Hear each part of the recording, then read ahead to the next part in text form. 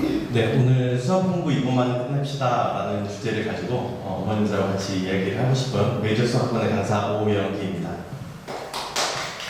네, 오늘 이렇게 코로나 때문에 그렇고 비도 오는데 이렇게 참석해 주셔서 너무너무 감사드리고요. 그리고 오늘 이 시간을 통해서 어머님들께서 우리 아이의 수학 공부는 이런 방향으로 좀 갔으면 좋겠다, 아니면 우리 아이는 이런 거를 중점적으로 좀 수학 공부를 시켜야겠다라는 것들을 좀 얻어가시는 시간이 되면 좋을 것 같습니다.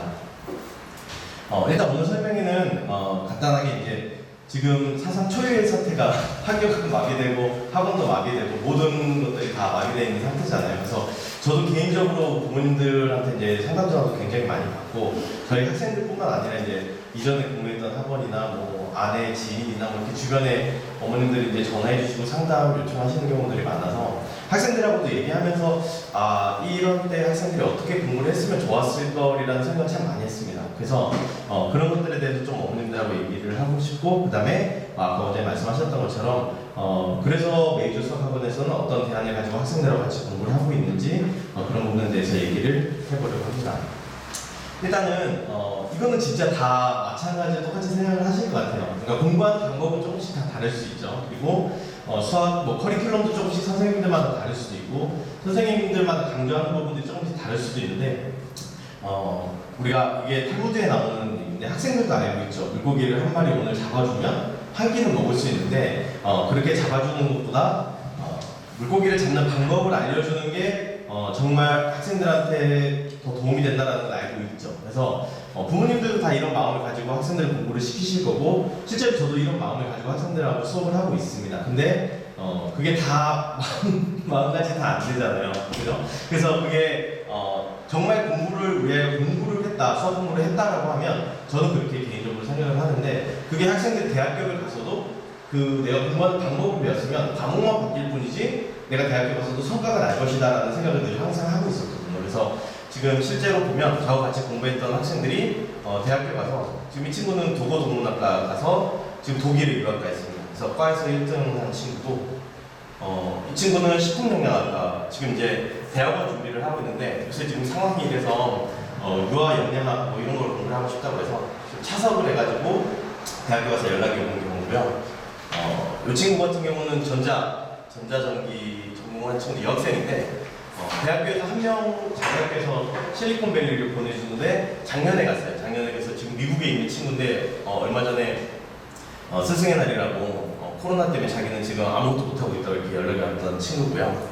그 다음에 여기 있는 친구는 지금 대학원생인데 지금 원래 이 친구가 일본에서 태어났는데 일본으로 다시 취업을 하고 싶은 거예요. 그러니까 초등학교 때까지 일본에서 자라서 한국에서 대학교 졸업하고 지금 대학원 다니고 있는데, 박사과정을 일본으로 갈까 뭐 어쩔까 이렇게 하는 중간에 이 친구도 스승의 날이라고 연락이 와서, 근데 이제 지금 25살 됐다고 체력이 떨어져서 공부하는 게 힘들다고 저한테 어떻게 이제 유학 갔을 때 어떻게 공부했고 뭐 이런 것들을 좀 학생들하고 지속적으로 연락이 되는 것 같아요. 근데 이제 이 친구들을 보면서 제가 내가 학생들하고 같이 공부했던 방법들이 진짜로 공부 방법을 가르쳤구나라는 위안도 되면서 실제로 모든 학생들이 다 이렇지 않잖아요. 그래서 그런 것들을 늘 계속 고민하고 학생들하고 좀 이야기를 통해서 이런 방법으로 공부를 했으면 좋겠다라고 얘기를 하고 있습니다. 그래서 그런 내용들을 오늘 어머님들하고 좀 얘기를 나누면 좋겠는데, 일단은 우리가 수포자라고 얘기하는 건데 제 개인적으로는 좀 그렇게 생각을 해요. 그러니까 학생들이 저한테 상담을 오거나 처음 저희 반에 오면 제가 항상 물어보는 게 있거든요. 수학 점수는 몇 점 정도 받아? 그럼 국어 점수는? 영어 점수는? 그러니까 학생들이 공부를 못하는 친구들이 있고 수학 과목만 유독 좀 어려워하는 친구들이 있어요. 그래서 근데 대부분 보면 선생님 저는 수학을 잘 못해요 라는 친구들 점수를 들어보면 다른 과목을 다 공부를 못해요. 그래서 제가 학생들한테 뭐 이런 말 하기 미안한데 초면에 너는 수학을 못하는 게 아니라 공부를 못하는 거다. 그래서 그 공부하는 방법을 나랑 같이 수학이라는 과목을 통해서 연습을 하고 그게 다른 과목에도 적용이 되면 좋겠다라고 얘기를 하는 것 같아요. 그래서 수포자가 생긴 이유는 저는 지금은 그렇게 생각을 합니다. 뭐 수학이 내용이 어려워져서도 있을 거고, 뭐 선행을 안 써도 있을 거고, 어머님들 제일 많이 하시는 말씀 중에 하나가 선생님 우리 애는 수학적인 감각이 아직 없는 것 같아요. 뭐 수학적으로 저도 그렇고 뭐 아이도 그렇고 수학적인 센스가 없는 것 같아요. 이런 말씀 해주시는 것 같은데 저는 개인적으로 그렇게 생각합니다. 앞에 있었던 이 친구들이 전부 다 저하고 고3 때 수업을 했던 친구들이거든요. 고3 때 다 지금 이과도 있고 문과도 있는데 다 1등급을 받았던 친구들이에요. 근데 그 친구들이 저한테 왔을 때 수학이 되게 잘 돼 있는 상태에서 온 게 아니라 고2 때 말쯤에 온 친구는 뭐 내신 7등급, 그 다음에 고3 때 온 친구는 수능 그때 3월 모의고사 40점대. 그래서 수능 때는 한 개 틀려서 1등 받아서 본인이 원하는 학교를 가긴 했는데, 그러니까 제가 생각할 때는 그런 것 같아요. 공부하는 방법을 잘 모르니까 이 친구들이 해도 성과가 안 나는 거고 해도 재미가 없지 않을까라는 생각을 좀 하고 있습니다. 그리고 사실 조금 더 중요한 거는 학생들도 알고 있어요. 공부하는 방법들은 알고 있는데 안 하는 거죠. 그래서 그런 부분들을 지속적으로 제가 학생들하고 상담을 통해서 지금은 이렇게 했으면 좋겠어, 지금은 이렇게 해라, 이 부분이 더 너한테 도움이 될 것 같다라고 얘기를 하는 편인 것 같습니다. 잠깐 예시를 들면 아까 맨 앞에 나왔었던 첫 번째 나왔던 과에서 수석으로 했던 친구는 지금 대학교 4학년인데 대학교 갈 때부터 지금까지 한 번도 등록금을 낸 적이 없어요. 그러니까 등록금만 낸다. 그러니까 수업료만 다 면제받고, 이 친구 동생도 제가 가르쳤거든요. 지금 이 친구는 여학생이고 동생은 남동생이 이제 서울에 자사고에 있는 친구인데 둘 다 수학 저랑 공부해서 누나는 문과고 동생은 이과고 둘 다 1등급 받고 갔는데 그 친구가 저한테 상담을 올 때 사실 원래 저하고 수업을 하려고 했던 게 아니라 그 친구 어머님이 저한테 이제, 저는 모르는 분인데 저희 아내 통해서 연락이 왔어요. 3월달에 모의고사 끝나고 나서 여학생 한 번만 만나면 안 되겠냐고. 그때는 제가 고3만 수업을 했거든요. 그러니까 그때는 3월달 끝나고 나서 너무 바쁠 텐데 내 학생도 아닌데 상담해 주는 것도 부담이 되는데 성적이 잘 안 나오는 애래요. 그러니까 그래도 만나도 무슨 소용이 있겠나 싶어서 그 친구를 만났는데 그 친구가 저한테 책 이만큼, 노트를 이만큼 들고 왔더라고요. 그래서 자기가 제가 그때는 잠실쪽에 수업을 하고 있었는데 자기가 어디 학원에서 겨울방학 동안에 고2에서 고3 올라갈 때 학원 선생님이 하루에 200문제씩 풀면 무조건 3월달 모의고사 때 점수가 나온다고 해서 200문제씩 풀었대요. 그러니까 진짜로 200문제 푼 거를 갖고 왔더라고요. 그래서 제가 쭉 확인해보니까 정말 이쁘게 잘 풀었어요. 그래서 막 오답도 다 하고 채점도 다 하고 이렇게 다 돼 있는데 3월달 모의고사를 쳤는데 40점이 나온 거예요. 그러니까 얘가 그냥 거기서부터 멘탈이 다 무너져서 뭐 학교도 안 가고 며칠씩 학교 안 가니까 어머님이 이제 달래고 하는데도 이게 잘 안 되니까, 그러면 너 공부 안 해도 되니까 어떻게 아는 선생님 한 번만 만나봐라 해서 왔던 친구인데, 제가 그 친구 상담할 때 그랬거든요. 그러니까 200문제씩 푼 거 정말 대단한 것 같다. 이건 진짜 아무나 못한다. 근데 내가 한 개만 물어볼게. 너 오늘 나랑 상담하고 가서 공부 접어도 된다. 뭐 200문제씩 푸는데 성적이 안 나오면 공부 안 하는 거지. 근데 미분이 뭐야? 제가 이렇게 물어봤거든요. 미분이 뭐야? 그러더니 친구가 그럼 미분을 왜 해? 그랬더니 너 미분 할 줄 알지? 네. 근데 미분 왜 해? 어디 썼어? 그럼 적분은 뭐야? 그랬더니 대답을 못해요. 그래서 한 10분 정도 그렇게 얘기하고 가서는 그 친구 어머님한테 전화가 왔어요. 그래서 얘가 선생님한테 수업 꼭 하고 싶다고 해서 저하고 같이 공부해서 이렇게, 제가 그 친구는 너는 다른 거 하지 말고 기본 수업 꼼꼼히 읽고 내가 물어보는 것에 다 답할 수 있을 정도까지 복습을 해와라. 그래서 그 친구는 수업할 때 제가 물어봤어요. 이렇게 미분이 뭐야? 그래서 대답 못하면 혼내고 나가서 다시 보고 와. 그래서 또 오고. 네, 그렇게 하고 나니까 4월 달에 점수가 한 번 팍 올랐어요. 근데 그렇게 막 드라마틱하게는 안 오르고 5, 60점대로 올랐다가 6월 달에 거기서부터 96점이 나와서 수능 때까지 계속 96점. 네, 그렇게 나왔던 친구예요. 그래서 요 근래 제일 아까 제가 잠깐 말씀드렸던 것처럼 어머님한테 전화 제일 많이 받을 때 어머님들이 그런 거 제일 많이 여쭤보세요. 선생님 지금 중간고사가 없어졌는데 그러면 이제 선행을 조금 더 해야 될까요? 아니면 했었던 내용들을 심화 복습을 한 번 더 하는 게 좋을까요? 라고 이렇게 여쭤보세요. 근데 이제 물론 저희 반 학생들 같은 경우는 제가 이제 계속 수업을 해왔으니까 어머님 지금 이럴 때는 이 친구한테는 이게 조금 더 좋을 것 같습니다. 이게 좋을 것 같습니다. 이렇게 코멘트 드리기가 좋은데, 아니면 제가 전화드려서 어머님 지금 시간적인 여유가 조금 있으니까 누구는 이거를 조금 더 했으면 좋겠습니다. 라고 말씀드리기가 좋은데, 그렇지 않고 그냥 일반적으로 그냥 여쭤보시는 분들이 되게 많으세요. 그러니까 선생님 지금 시간이 많으니까 선행할까요? 아니면 학원에서 지금 뭐 하라고 하는데 수학 과외를 하나 더 할까요? 뭐 이렇게 여쭤보시는 게 굉장히 많은 것 같아요.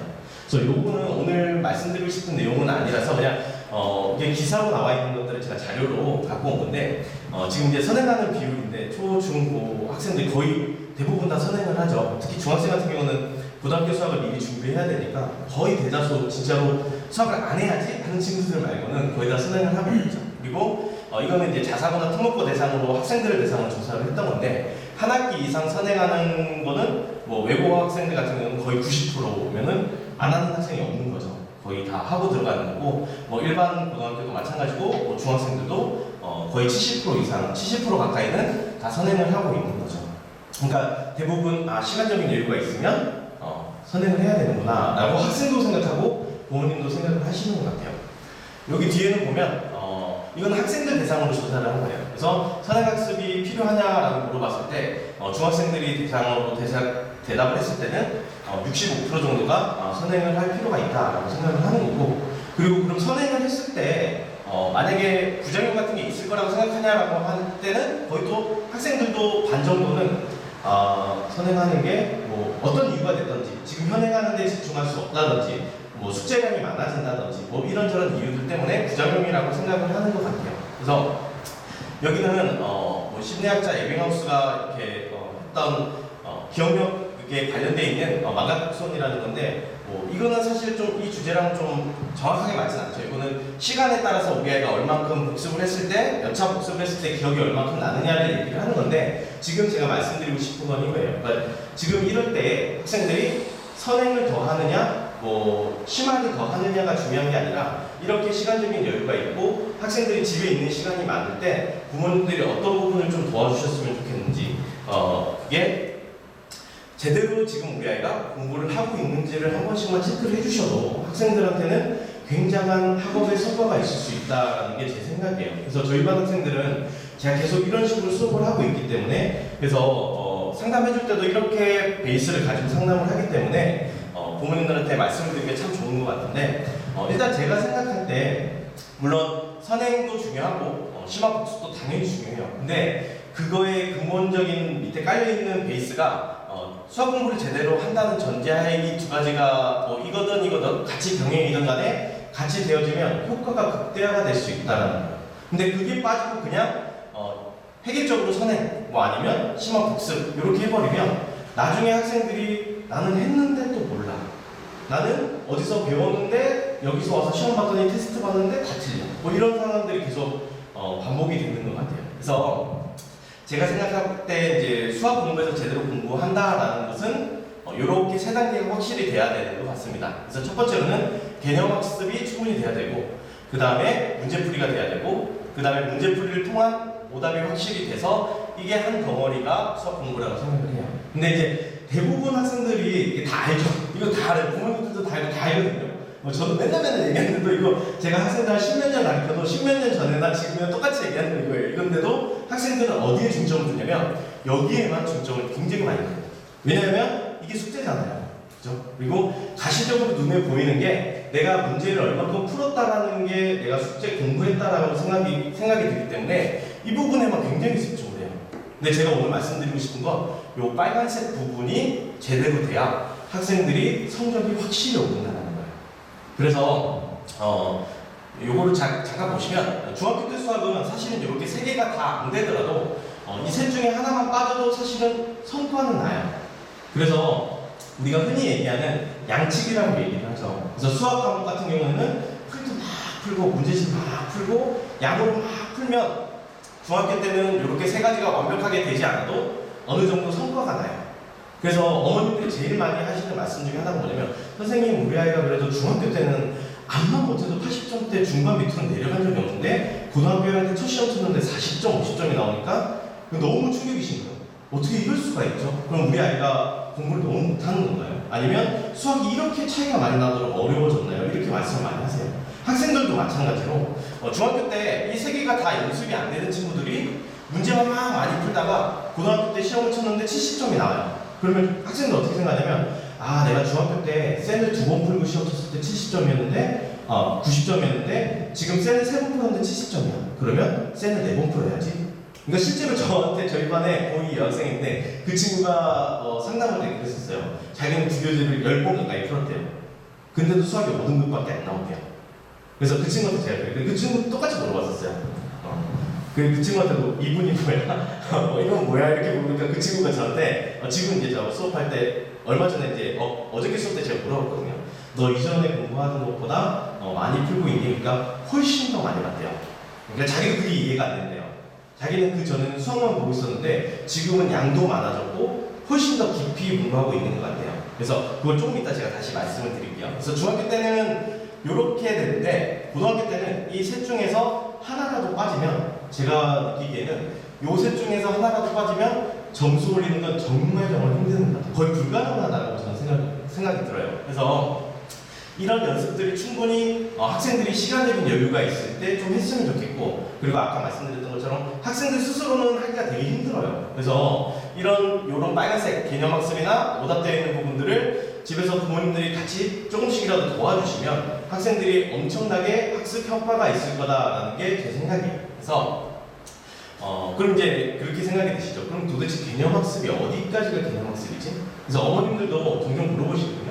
그러니까 선생님, 우리 아이가 수원을 뭐 어디 학원에서 2번 정도 봤는데 한 3년 전에 봤어요. 그래서 개념이 부족할 거예요 라는 말씀을 많이 하세요. 그래서 이거는 그냥 제 생각이라서 이게 정해진 게 아닌 거니까 제가 생각할 때 개념학습은 뭐냐면 혹시라도 이제 오늘 집에 가셔서 학생들이 있으면 한번 여쭤보세요. 소인수분해 예를 들면 36을 오늘 엄마가 외자학원에서 설명회를 받았는데 엄마도 몰랐던 걸 배웠다. 그러면서 너 36 소인수분해 한번 해볼래? 그러면 진짜 열의 아홉은 어떻게 하냐면 학생들 여기에다가 36 이렇게 써서 여기 이제 2로 나누죠.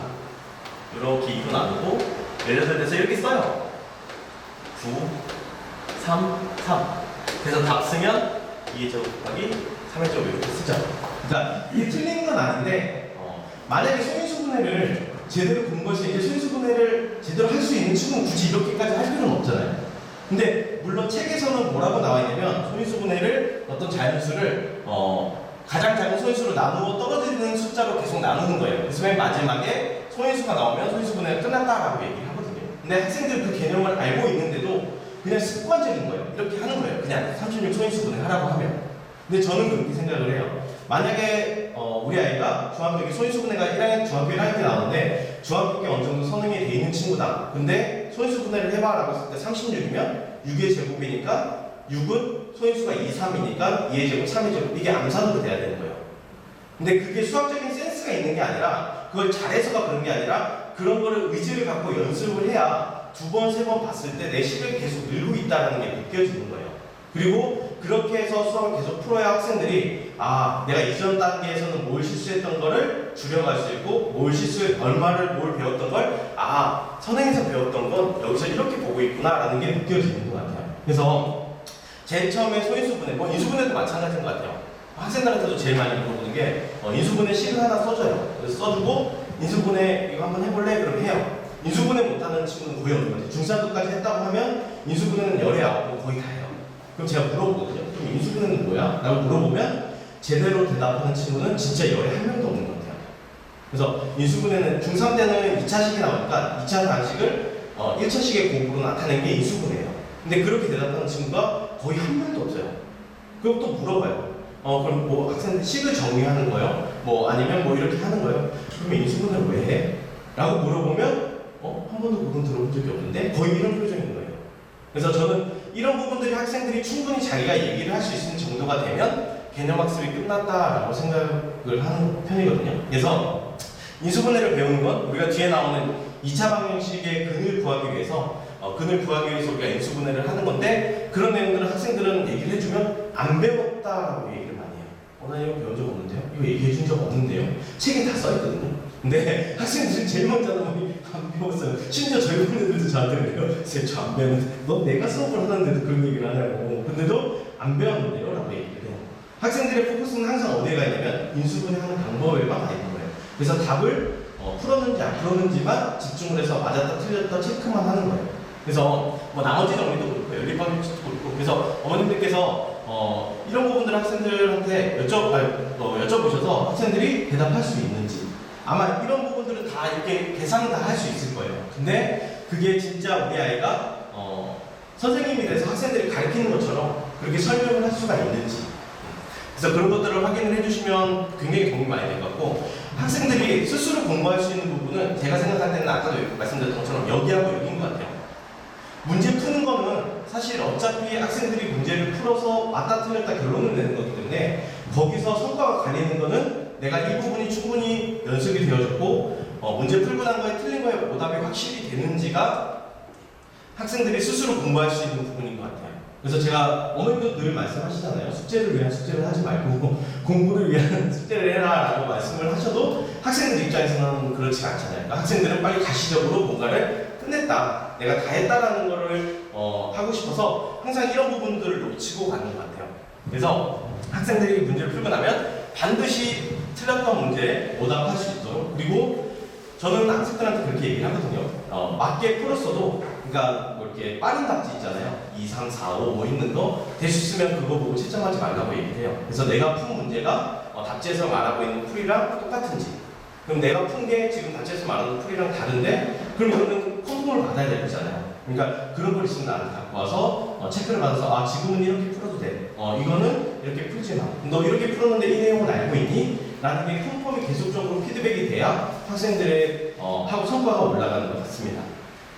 그래서 개념이 튼튼해야 수학 선행과 복습이 가능하다는 건데, 아까도 제가 잠깐 말씀드렸던 것처럼 어머님들이 상담 받아주실 때 선생님 지금 선행을 할까요? 지금 복습을 할까요? 라고 물어보시는데, 실제로 저희 반에도 이렇게 공부하는 습관이 너무너무 잘 잡혀있는 친구가 있어요. 그러니까 그거는 제가 알려준 게 아니라 아마 집에서 부모님과 같이 공부하면서 그런 것 같아요. 그러니까 어린 친구인데, 여학생인데 그 친구는 지금 선행하고 복습하고 같이 수업이 진행이 가능해요. 근데 실제로 가보면, 고등학교 때 가면 사실 이렇게 선행하고 복습하는 게 양 자체도 그렇고 난이도도 그렇고 그래서 동시에 병행하는 게 되게 힘들거든요. 근데 그 친구는 지금 중학교 3학년 거 하고 있는데, 제 생각에는 고등학교 때를 갔을 때도 고등학교 거 선행이 되고 중학교 거 복습이 되고 이게 가능할 것 같아요. 그래서 그런 부분들이 항상 잘 되는 친구라서 그래서 개념하고 오답이며 수학 공부하는 학습 방법이 제대로 된 친구들은 나중에 선행이냐 복습이냐 고민할 게 아니라 두 개 다 할 수 있는 그런 상태가 되는 것 같습니다.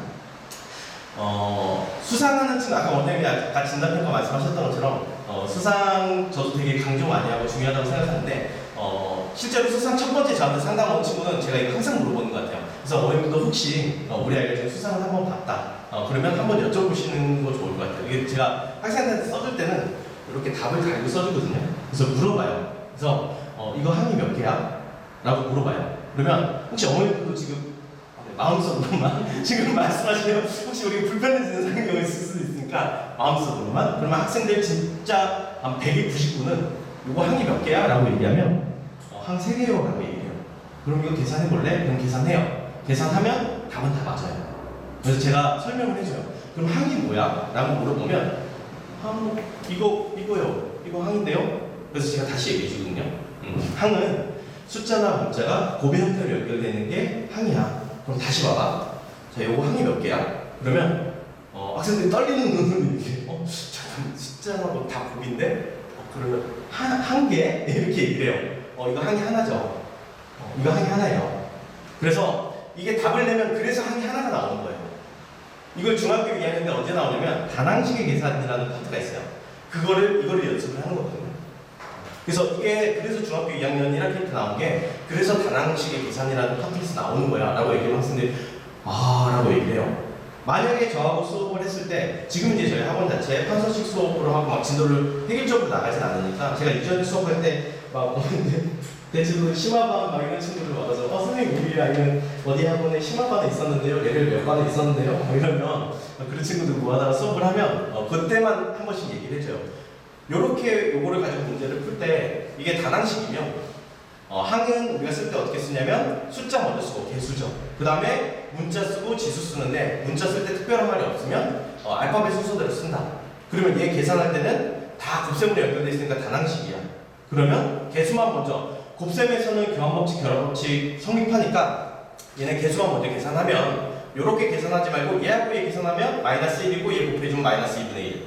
여기서 x, 지수 1인데 뒤에 x 없으니까 x, y 제곱이고 여기 지수 하나 있으니까 지수 법칙 때문에 여기는 y 3승인데 나눗셈 2개 돼 있으니까 y, 그 다음에 z 여기는 3승인데 나눗셈 돼 있으니까 지수 법칙에서 z 제곱. 이렇게 해서 그냥 앙산으로 풀 수 있는 거. 근데 아까도 제가 소유수분에 말씀드렸던 것처럼 학생들은 들으면 엄청 좋아요. 오 막 이래요. 근데 내가 풀 때는 그냥 똑같이 배운 대로 풀어요. 그러니까 그 다음에 의지적인 발전이 있어야 학생들도 공부하는 게 재밌는데, 그러니까 그 다음 무언가가 보이지 않으니까 재미가 없는 거예요. 그러니까 학생들 입장에선 이거 문제 만약에 셀에서 문제 이런 게 10개가 쫙 있으면 똑같이 똑같은 방법을 그냥 10개 연습을 하는 거예요. 그러니까 계산만 계속 풀리는 거죠. 근데 심화 과정을 하고 선행을 했던 친구들은 이렇게 공부를 할 수 있으면 앞에 제가 지금 이거 별거 아닌 것 같은데도 지금 수학적인 정의라든지 뭐 이런 것들을 굉장히 많이 말했잖아요. 그러니까 그런 것들이 머릿속에 있는 상태면 이런 것들을 알려주면 금방금방 된다는 거죠. 그러니까 시간이 중요한 게 아닌 것 같아요. 그래서 그런 식으로 공부할 수 있도록 어머님들이 좀 도와주시면 학생들이 학업 성장에 있어서 굉장히 도움이 될 것 같아요. 그래서 오답을 통해서 개념 복습하고 취약 부분들을 확인하는 게 정말 중요한 것 같아요. 학생들이 그냥 답지 보고 답 맞구나, 4번 맞구나, 5번 맞구나 그래서 그렇게 넘어가는 게 아니라 내가 풀었던 것도 내가 맞게 풀었는지 아니면 이게 식이 너무 복잡해 다른 방법은 없는지 그러면 선생님은 어떻게 푸는지 그런 부분들이 학생이 공부하는데 가장 필요한 부분이 아닐까라는 생각을 합니다. 제가 이번 주 일요일 날 저희 안에 이제 친구분이 저한테 종종 상담하시는 분이 계신데 학생이 초등학교 5학년 여학생이에요. 그래서 어머님 아버님이 공부를 많이 하셨어요. 그래서 그분은 집에서 집에서 가르치는 거 홈스쿨링 네, 홈스쿨링으로 지금 수업을 하고 있어요. 그러니까 아이가 둘이 있는데 첫째가 초등학교 5학년인데 그 친구 이제 홈스쿨링 하시면서 뭐 교재라든지 뭐 수업 방향이라든지 커리큘럼이라든지 뭐 이런 것들을 이제 저하고 저희 아내하고 이제 갖고 얘기하면서 이제 여쭤보시는데 어머님이 저한테 이제 물어보셨어요. 지금 5학년 거 문제를 풀어주고 있는데 최소 공부의 수가 최대 공약수가 51인 두 수의 공약수의 합을 구하세요 라는 문제가 있었거든요. 그래서 그걸 이제 문제도 그렇게 어렵진 않으니까 그냥 갖고 와서 저한테 물어봤어요. 최대 공약수가 51인 두 수의 공약수의 합을 구하세요 라고. 근데 이거 아무나 풀어도 안 보이고 문제를 뭘 물어보는 건지 모르겠어요 라고 얘기를 하시더라고요. 그래서 제가 그랬거든요. 그럼 50일의 약수 구해서 다 더하면 되죠. 그랬더니 왜요? 50일의 약수가 최대 공약수라며요. 네. 그러니까 최대 공약수는 최대 공약수의 약수들이니까 50일의 약수에서 다 더하면 되죠. 그랬더니 어머님이 한참 근데 그게 어디 나와요? 5학년 때 나와요? 그래서 그래서 나도 초등학생은 안 가르쳐서 잘 모르고 자꾸 5학년 때 나오나? 그래서 제가 확인을 해봤거든요. 근데 진짜로 문제집에 한 줄, 두 줄 최대 공약수 나와 있고 그 다음 나와 있고 그 세 번째 줄에 최대 공약수의 성질에 거기 나와 있어요. 그러니까 중학교 때는 확실히 나와 있는데 제가 초등학교 때도 그게 나오는지 확신이 없어서 확인을 해봤더니 그게 최대 공약수의 성질이죠. 공약수 중에 가장 큰 게 최대 공약수고 그러면 나는 두 수의 공약수를 구하고 싶으면 최대 공약수를 구해서 그 최대 공약수의 약수를 구하면 공약수를 다 구한 거예요. 근데 개념은 그렇게 알고 있는 게 문제 풀이에서 그런 게 안 보이는 거예요, 학생들. 그리고 중요한 건 답지에는 제가 얘기한 것처럼 나와 있어요. 그러니까 답지에는 50일의 약수가 뭐뭐뭐이므로 다 더하면 얼마다 라고 나오는 거예요. 그러니까 학생들이 이게 왜 그러지? 가 공부인데 그런 부분들이 안 되니까 내가 지금 제대로 배운 것들이 칠컵이 되는지 안 되는지가 확인이 안 되는 것 같습니다. 그래서 잠깐 정리를 하자면 제가 생각할 때 수학 공부는 첫 번째로는 수학적 정의. 그러니까 이거는 뭐 사실 저는 좀 외우라고 하는 편이기는 해요. 왜냐하면 그렇게 해야 내가 정석을 보든 뭐 바이블을 보든 개념 원리를 보든 어떤 책을 보더라도 정의에 대한 내용은 똑같이 돼 있어서. 그래서 요거는 이제 아까 제가 말씀드렸던 뭐 소인수분해, 뭐 인수분해, 뭐 나머지 정의 이런 게 굵은 글씨로 항상 타이틀이 돼 있잖아요. 그러면 그거는 한 줄 정도밖에 안 되니까 학생들한테 그냥 달달달달 외우라고 얘기를 하는 것 같아요. 그래서 그런 부분들을 정확하게 알고 있는지. 그 다음에 두 번째는 제가 어머님들한테 말씀을 드린 것처럼 그 내용에 대한 설명을 내가 할 수 있는지. 예를 들면 인수분해가 뭐야? 그러면 아까 얘기했던 것처럼 인수분해가 뭡니다 하면 그럼 인수분해를 왜 해? 이런 내용들이 내가 설명이 되는지. 그 다음에 그러면 책 아무것도 없는 상태에서 네가 숫자나 문자를 가지고 지금 인수분해 식을 만들어낼 수 있는지 연습해서 뭐 36 소인수분해 할 거면 36 이런 게 되는지 인수분해 같으면 x제곱 마이너스 2x 마이너스 3 뭐 이런 게 되는지 그래서 네가 간단한 숫자로라도 문제를 만들어낼 수 있는지 예시를 만들어낼 수 있는지가 제가 볼 때는 요게 한 덩어리인 것 같습니다. 그래서 그리고 난 다음에 문제 풀고 나서 오답까지 하면 진짜 수학 공부하는 데 있어서 퍼펙트한 것 같아요. 그래서 아까 제가 제일 처음에 말씀드렸던 고등학교 그 학생들을 전부 다 제가 이렇게 수업을 했었어요. 그러니까 문제를 많이 푸는 거 확실히 중요하고 문제를 풀고 나서 시간 내서 푸는 것도 반드시 중요해요. 근데 이런 작업들이 선행되어지지 않은 상태에서 그런 걸 문제를 많이 푸는 건 오히려 학생들이 성과가 나는데 훨씬 더 더딘 것 같다는 생각이 들어요. 그래서 학생들한테 저는 이렇게 계속 공부를 하라고 얘기를 하고 있어서 오늘도 이런 부분들을 좀 체크해서 학생들한테 오늘 엄마 어디 갔다 왔는데 인수분해에 대해서 이렇게 얘기하는데 너 이런 거 알았어? 엄마 몰랐어 대박 막 이러면 다음번에 또 얘기할까 학생들한테 체크한다라는 생각이 들면 학생들이 마음의 문을 닫아요. 어머님들이 너 인수분해 야 어떻게 공부한 거야 막 이러면 학생들이 아 우리 엄마가 나를 체크하는구나라는 생각이 들어서 가능하면 그냥 제 개인적으로는 그냥 부모님들한테 이제 말씀드릴 때 야 엄마도 인수분해 했었는데 아 이거 인수분해가 그런 거지 야 오늘 알았어. 그래서 네가 뭐 선생님한테 이런 거 물어봐서 엄마한테 한번 설명 좀 해줄 수 있으면 좋겠다. 그런 게 우리가 뭐 한 3년 전, 5년 전 되게 유행했었던 메타인지죠. 그러니까 내가 알고 있는 부분과 모르는 부분을 말로 설명할 수 있는지 없는지. 그래서 그런 부분들이 수학학습에서 가장 중요한 것 같고 방금 또 얘기한 것처럼 그런 그 정의들을 학생들이 책에서 보고 공부할 수 있도록 계속적으로 좀 어머님들이 격려해 주시면 좋을 것 같아요. 그래서 정말 뭐 이런 표현은 좀 적절할지 모르겠는데 좀 촬영이 되고 있네요. 정말 최악인 게 학생들이 다른 데서 이렇게 수업을 하고 저하고 이렇게 상담을 오는 친구들 중에 자습서랑 문제집이랑 구분 자체를 못하는 친구들도 너무 많아요. 고등학생인데. 그래서 교재를 뭘 썼어? 라고 얘기하면 어떤 걸 세니어 뭐요? 라고 얘기를 하는데 그럼 자습서는 뭘 봤어? 라고 자습서는 뭐예요? 학교 교과서에 있는 거 그 자습서 그런 거 얘기하는 거예요. 뭐 이렇게 얘기하는 경우들이 되게 많아요. 그래서 기본서라고 얘기하는 뭐 정서, 뭐 우리가 바이블, 개념원리 이런 거 있죠. 그런 부분들은 중학생이든 고등학생이든 반드시 좀 꼼꼼하게 읽어서 거기에 있는 글자 하나하나가 진짜 내게 돼야 수학적인 개념이 탄탄히 세워지는 것 같습니다. 그래서 꼭 그런 부분들을 어머님들 챙겨주시면 좋을 것 같습니다.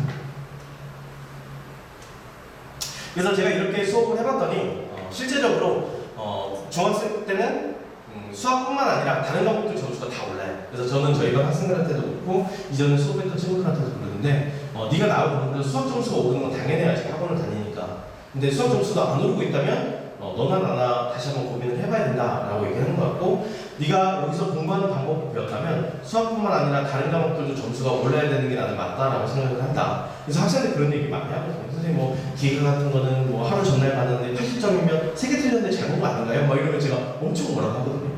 100점 받을 수 있는 과목을 왜 공부를 미리미리 안 해놔서 점수를 그렇게 받느냐. 학원 다니는 과목들이야 뭐 허 선생님들이 도와줄 거고 뭐 집에서 공부를 하겠지만 그런 암기 과목들을 혼자서 스스로 찾아서 계획해서 공부하는 훈련이 안 돼 있으니까 나는 88점 받아도 만족을 하는 거예요. 그래서 제가 그럴 때는 엄청 뭐라고 하거든요. 그러니까 그런 친구들이 조금씩 마음이 변해서 공부에 대해 조금 더 진지해지면 전 과목 점수가 이렇게 쭉 올라가더라고요.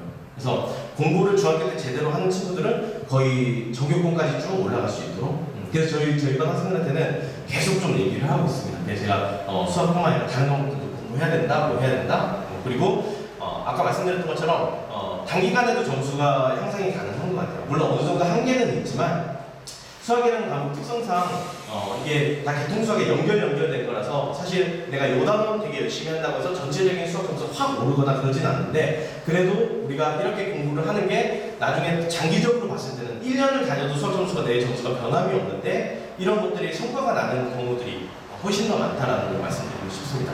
아까 말씀드렸던 거 수학 복습이 되고 그 다음에 이제 그렇게 공부하는 게 좀 저학년일수록 나중에 공부했을 때 성과 차이가 훨씬 더 큰 것 같아요. 그래서 그런 부분들을 어머님들께서 좀 생각해 주시면 좋겠습니다. 그래서 오늘 부모님들한테 좀 말씀드리고 싶은 건 다른 건 뭐 다 아시는 내용, 학생들도 다 아는 내용이에요. 그래서 요거가 되게 중요한 거죠. 그날 공부한 거는 반드시 마무리할 수 있도록. 그래서 그 마무리라는 건 문제 풀고 채점하고 땡이 아니라 제가 아까 말씀드렸던 것처럼 오답까지 다 되는지. 그래서 내가 이 틀린 문제를 어떤 개념에 어떤 걸 얘기하고 있는지 아까 저한테 질문해 주셨던 그 어머님처럼 최대 공약수나 최대 공약수의 성질은 알고 있는데 근데 그게 문제에서 어떻게 표현되고 있는지 왜 나는 못 받는지 그런 부분들이 학생들한테 반드시 피드백이 돼야 좋은 것 같습니다. 그 다음에 이것도 제가 자주 얘기하는 것 같은데 맞은 문제도 아까도 말씀드렸던 것처럼 내가 풀이한 과정이 맞는지 나중에 고등학교 때 가면 중학교에서 고등학교 갈 때 학생들이 제일 힘들어하는 게 뭐냐면 케이스 바이 케이스 나눠서 계산해야 되거든요. 조건별로 나눠서 첫 번째는 조건 이럴 때, 두 번째는 이럴 때, 세 번째는 이럴 때. 그래서 그런 것들을 연습하려면 반드시 이런 과정이 필요하고 노트에다 풀이하는 과정들이 반드시 필요한 것 같습니다. 그 다음에 이것도 마찬가지로 수학 전문 학원에서 그러니까 뭐 이거는 뭐 우리 학원이라서 얘기를 하는 게 아니라 그래서 아까 말씀드렸던 것처럼 학생들이 말로 설명할 때 학생들이 계속 얘기를 하거든요. 인수분해 왜 하는지 안 배웠는데요. 근데 그런 거 책에 있는데 그 내 눈에 안 보일 때가 있어요. 그러면 그런 거를 선생님들이 얘기를 해줄 수가 있는 거예요. 근데 인수분해에 대한 소스도 없는 친구들한테 그런 걸 얘기해주면 이 친구들한테는 아 이게 그거구나라는 게 안 되는 것 같아요. 그래서 100번 얘기해주고 나중에 되면 선생님이 안 알려줬는데요. 이런 말이 되는 것 같아요. 그래서 그런 부분 때문에 수학 전문학원에서 공부를 하는 게 좋다라고 얘기를 하고 있고요. 그 다음에 이 부분이 이제 어머님들한테 말씀드리고 싶은 건데 지금처럼 이렇게 학생들과 시간을 보내는 시간이 많아지셨잖아요. 그러니까 아까도 저 엘리베이터 타고 올라오는데 어머님 두 분이 대화하시는데 우리 집 빨리 갔으면 좋겠다고 집에서 TV 틀어주는 거 말고는 할 거 없다고 막 이렇게 대화를 하시더라고요. 그러니까 이렇게 시간이 많을 때 학생들 너 일로 와봐, 너 인수분해 했어? 인수분해가 뭐야? 뭐 이게 아니라 그냥 앉아서 그냥 이렇게 저도 상담을 많이 하는 편이거든요, 학생들하고. 그래서 너 지금 너 공부하는 거 어떤 거 같아? 지금 뭐 나머지 정리가 뭔 거 같아? 이게 잘 모르면 설명해주고 이 문제는 어떻게 푸는 거 같아? 이거 나한테 한번 설명해줘 볼래? 이런 거 자체가 학생들이 본인이 알고 있는 내용들을 정리하는데 굉장히 도움이 많이 되는 것 같습니다. 그래서 그런 부분들을 항상 제가 이제 부모님들 설명할 때마다 좀 부탁드린 부분이기도 하고요. 그래서 제가 이렇게 수학 공부는 이렇게 하는 겁니다라고 생각이 드는데 그러면 그런 것들에 대안으로 우리 메이저 수학학원에서는 어떻게 수업이 되고 시스템이 어떻게 되어지는지를 간단하게 좀 설명을 하려고 합니다. 그래서 이제 학원의 모토나 아까 원장님 오셔서 말씀하신 거나 그 학원 모토가 이런 거예요. 수업 학원에서 같이 선생님하고 같이 공부를 하는 거랑 자습실 개방돼서 여기서 테스트도 보고 학생들이 스스로 공부할 수 있도록 자습실을 개방해 놓는 거. 그 다음에 집에서 제가 오늘 이제 말씀드린 게 이런 부분들인 거죠. 그래서 이게 이렇게 세 개가 한 사이클이 돼서 같이 돌아가야 학생들이 공부하는데 성과가 있고 학생들이 지치지 않는 것 같아요. 어느 하나만 계속 되어지면 이것만 또 계속 되어지고 그러니까 독서실에서 공부한다고 혼자 독서실 가서 있는데 우리 아이는 하루 종일 독서실에 있는데 점수가 오히려 떨어지고 그러니까 그런 것들이 하나만 어디에만 집중되어 있으니까 좀 그런 것 같아요. 그래서 저희는 이렇게 수업과 자습실 그래서 저희 반 친구들 같은 경우는 이제 뭐 시험 때 되고 그러면 저는 이제 팀장님들한테 자습실 관리해 주시는 팀장님한테 말씀드려서 불러요. 그냥 수업 안 할 때도 불러서 자습하라고 그러고 가능한 한 불편한 데서 공부하라고 얘기를 하거든요. 그래서 내 눈앞에서 공부해라. 여기 내 책상째 여기 있으면 여기서 공부해라. 막 이렇게 해서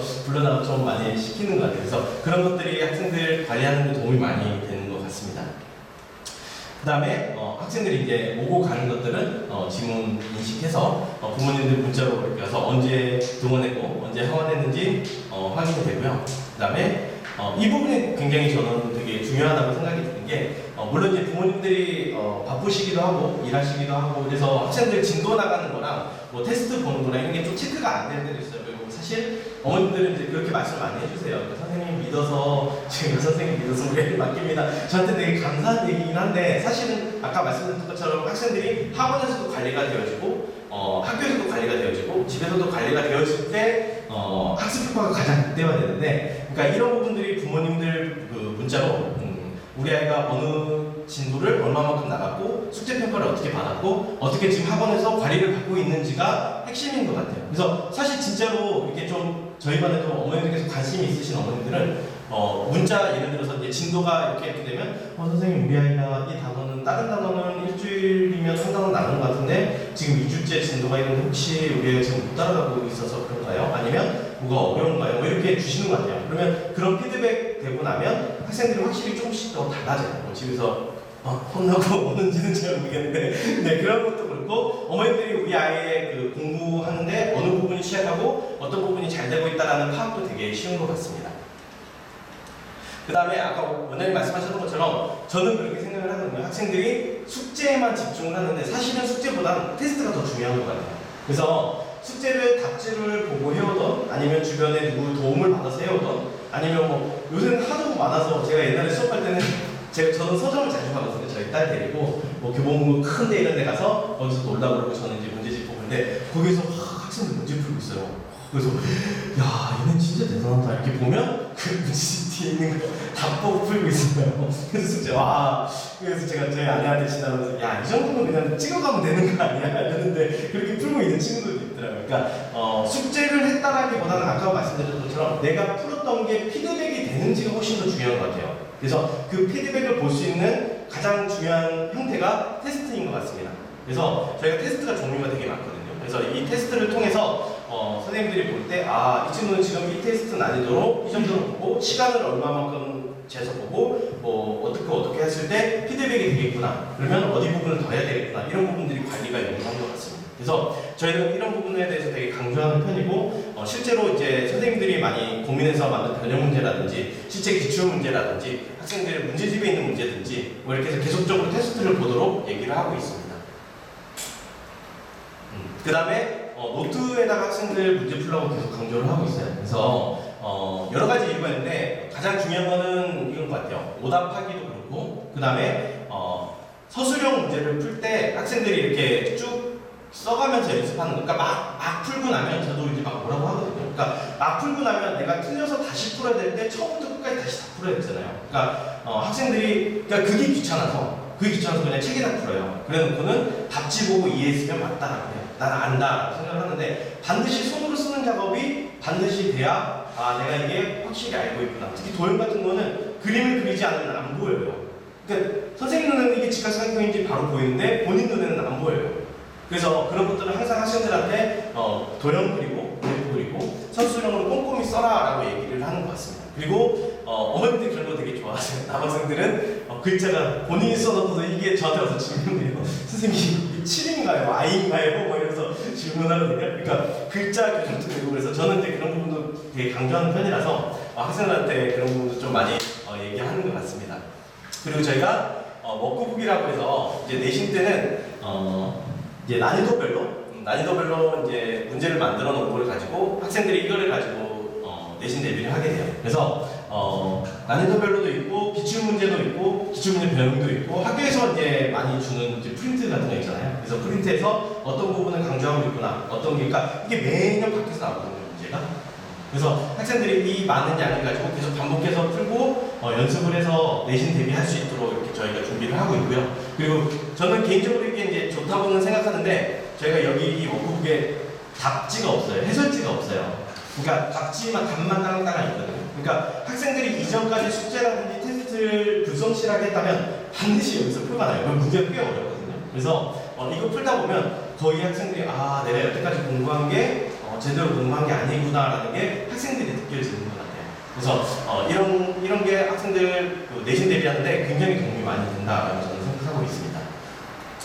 그 다음에 어머님들 제일 많이 여쭤봐 주시는 게 그런 것 같아요. 저희 학원 시스템 자체가 1대1 개별학습이고 무학년제다 보니까 선생님 무게는 지금 뭐 예를 들면 6학년인데 고등학생들 언니들하고 같이 있는 수업 시간에 들어오면 주눅 들어서 공부를 못하지 않을까요? 아니면 뭐 이렇게 다른 학년들하고 섞여 있으면 공부하는 데 있어서 불편하지 않을까요? 정말 많이 질문하시는 것 같은데 저도 이 학원 오기 전에는 원래 이렇게 편집 수업 아니면 큰 대형 학원 이런 데 있다가 이렇게 와서 학생들하고 이렇게 옆에서 공부하다 보니까 저는 지금 제가 생각할 때는 훨씬 더 장점이 많은 것 같아요.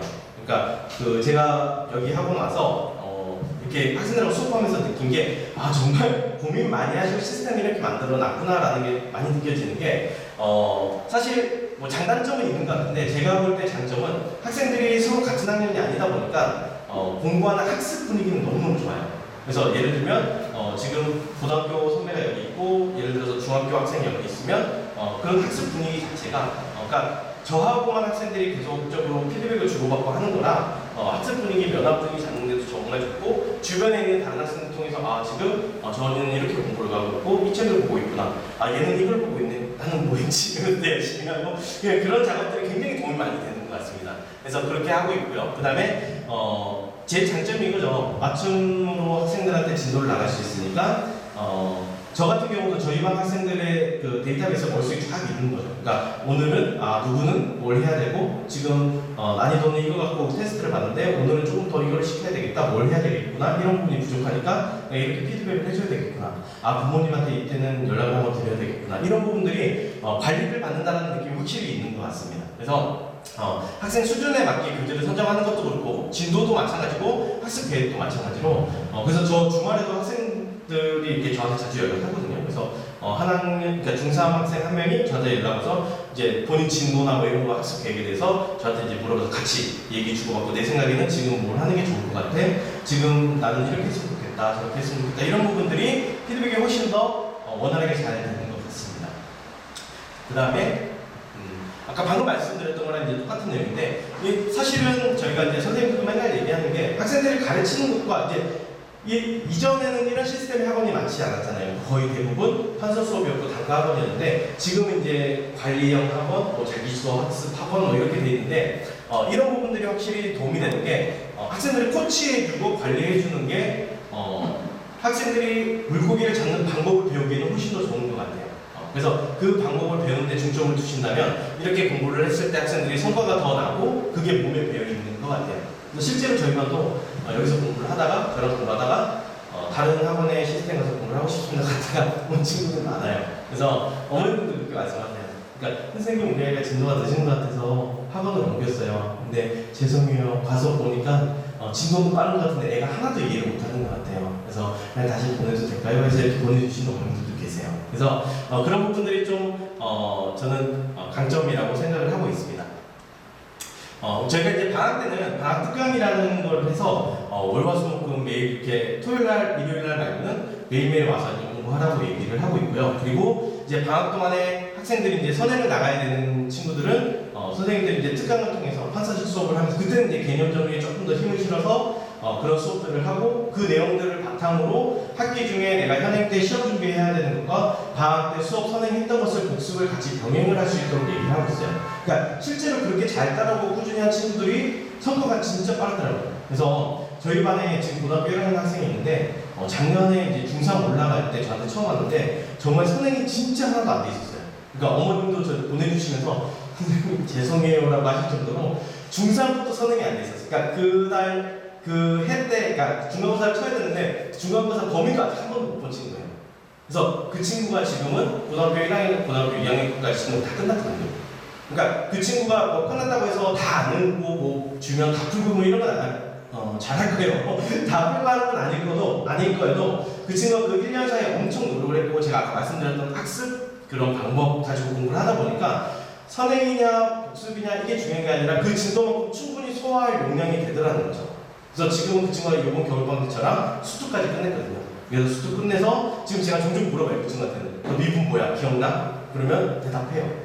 그래서 물론 내신 준비할 때는 저희가 심한 문제들도 풀어야 되고 어려운 문제를 풀어야 되니까 지금은 이제 그 과정들을 연습을 하고 있지만 확실히 제가 다른 데서 수업을 할 때보다 학생들이 기억하고 있는 내용들이 훨씬 더 많다라는 거. 그래서 그런 부분들을 계속 얘기를 하고 있습니다. 그래서 방학 기간 동안에는 학생들이 매일 와서 9시부터 6시까지 9 to 6라고 해서 학생들이 여기서 수업 듣고 공부하고 복습하고 숙제까지 다 하고 귀가할 수 있도록 그렇게 권장을 하고 있습니다. 그리고 그렇게 한번 공부하는 걸 늘려놔야 학생들이 학기 중에 다른 과목들을 하는 것들이 소화가 되더라고요. 그래서 그런 것들이 잘 배워질 수 있도록 부모님들이 이렇게 격려를 해주시면 학생들이 학기 때 공부하는데 조금 더 수월하게 공부를 할 수 있는 것 같아요.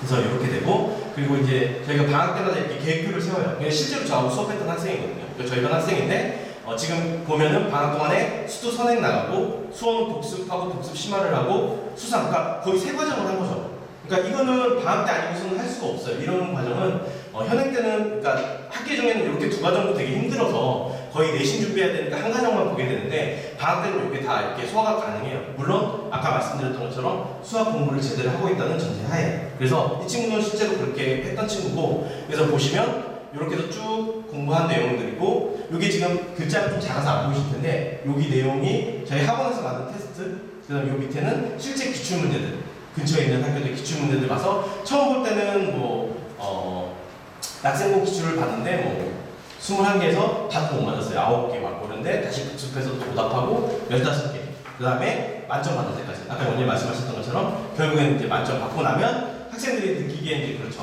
내가 여기에서 그래도 이 동네에서 어렵다라고 얘기하고 있는 학생을 시험을 봤는데 다 풀어서 다 맞을 수 있는 정도까지는 공부했구나 라는 게 도움이 많이 되는 것 같습니다. 그래서 실제 기출 문제들도 이렇게 해서 반복해서 테스트를 보고 있고요.